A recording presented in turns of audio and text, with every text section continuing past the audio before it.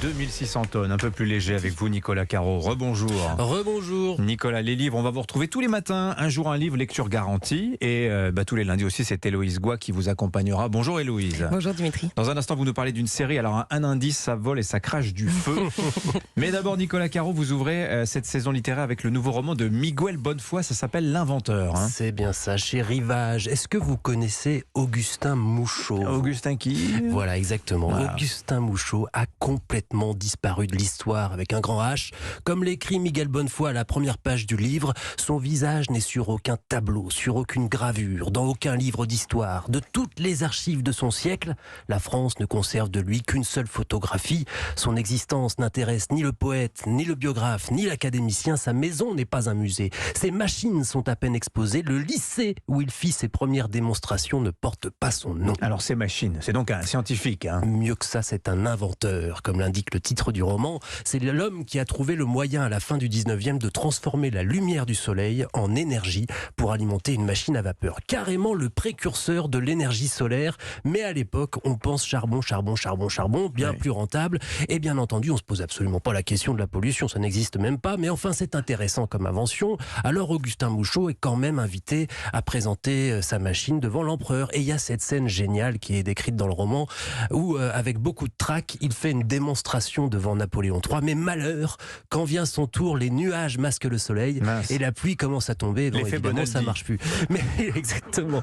Mais il y aura d'autres occasions, notamment à l'exposition universelle. Il y rencontre l'inventeur de l'ancêtre du réfrigérateur et en couplant les deux machines, ils créeront de la glace avec le feu du soleil. Des alchimistes. Mais c'est un roman ou c'est une biographie? C'est l'équivalent d'un biopic, si vous voulez. Miguel Bonnefoy invente certaines situations, mais il se base sur les archives. C'est d'ailleurs en les fouillant qu'il a pensé que c'était un personnage incroyable de roman. Miguel Bonnefoy. Après avoir fait des recherches dans les différentes archives municipales de Tours, de Dijon, d'Aix ou celle de Pierrefitte à Paris, eh bien, il se trouve que j'ai découvert des centaines d'articles de presse sur Mouchot, sur son invention, sur sa vie, au point de me rendre compte qu'il n'était pas du tout un inconnu à l'époque, mais un scientifique très prometteur, très, très connu, reçu par l'empereur, qui aurait pu devenir une sorte d'Edison, une sorte de Tesla, une sorte de Buffon, une sorte de Lavoisier. Et Miguel Bonnefoy lui rend ses lettres de noblesse et sa grandeur dans le sens de gloire uniquement, parce que Augustin Mouchot, et il est très très bien décrit dans le roman, était chétif et maladif au point qu'il posait à côté de son lit un petit papier avant de dormir sur lequel était écrit « Bien que j'en ai l'air, je ne suis pas mort ». Comme un symbole de ce qui va à mon avis se passer avec ce livre. Augustin Mouchot va renaître, sortir des limbes de l'oubli grâce au style flamboyant de Miguel Bonnefoy. Voilà, les ratés de l'histoire. L'Inventeur, donc signé Miguel Bonnefoy, c'est chez Rivage. Demain, encore un roman, hein? Oui, et aussi de l'histoire. Roman, histoire mêlée. Nous parlerons des Sœurs Papin, ce fait divers des années 30. Vous savez, les deux bonnes qui ont assassiné leur patronne en leur arrachant les yeux. Croustillant. Merci Nicolas Caro. Allez, en cette rentrée, Héloïse Goua, vous nous parlez-vous d'une série très attendue dans le monde entier? Indice, disais-je, ça crache du feu. Oui, vous aurez un autre indice après. 10 millions, c'est le nombre de téléspectateurs américains qui étaient devant leur télévision la semaine dernière pour le lancement de cette série. C'est un record historique pour la chaîne HBO. Alors voilà un autre indice pour comprendre la raison de ce succès. Je vois votre visage, Dimitri, vous reconnaissez forcément le générique de Game of Thrones. Eh bien, ça y est, House of the Dragon pointe enfin le bout de son nez.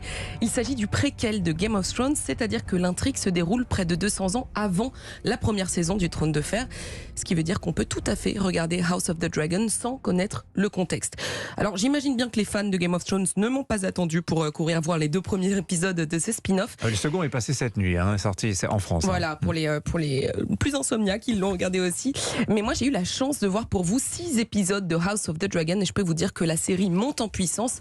Ça vaut vraiment le détour. Alors, ça parle de quoi cette série exactement, Héloïse? Alors, les épisodes nous racontent les origines de la maison Targaryen qui règne sur le continent de Westeros et qui doit son pouvoir, comme le titre de la série l'indique, au dragon qu'elle possède. Viserys est le roi de cette famille et comme il n'a pas encore de fils, eh bien, il cherche déjà celui ou celle qui lui succédera au trône de fer parce que oui, c'est déjà bien de ce trône dont on parle. Et alors, parmi les candidats, il y a sa fille Rhaenyra. C'est une princesse féministe avant l'heure qui ne tient pas tellement à se marier, même si ça ne colle pas très bien avec ce que lui inculque sa mère qui s'apprête à accoucher. Toi aussi, tu seras couchée dans ce lit bien assez tôt, Rhaenyra. L'inconfort est notre façon de servir le royaume. Je préfère servir comme chevalier et voler vers la bataille et la gloire.